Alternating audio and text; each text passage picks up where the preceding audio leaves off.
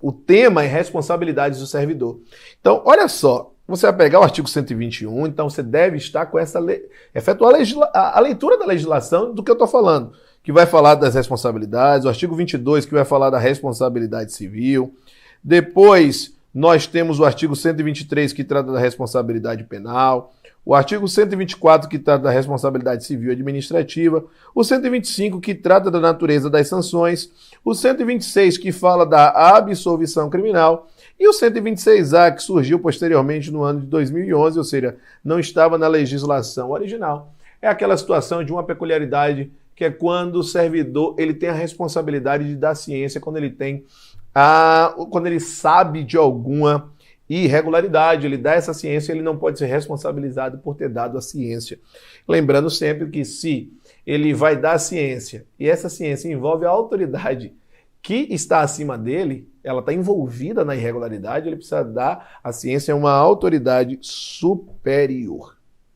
Ok? Mas, vamos esquematizar isso. Você pega uma situação como essa, o que é que você vai fazer agora? Eu vou fazer isso numa versão que fique guardado na sua mente. Primeiro ponto, o que o método AV4.4 traz? Para você reter, você tem que aplicar técnicas. E nessa aplicação de técnicas, a esquematização é fundamental. Então, quando a gente fala em responsabilidades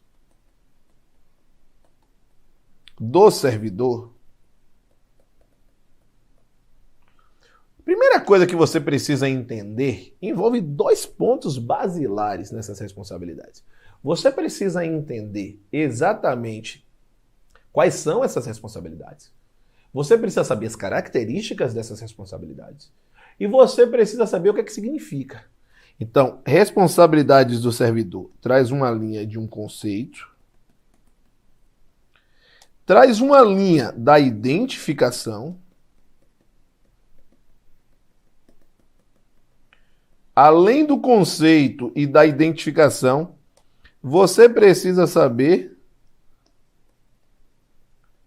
as características tanto comuns, ou seja, que se aplica às esferas de responsabilidade, quanto as características específicas de cada uma delas. Vamos lá. Quando a gente fala, então, nas responsabilidades do servidor, essas responsabilidades, elas estão relacionadas, primeiro, a exatamente o que, Alan?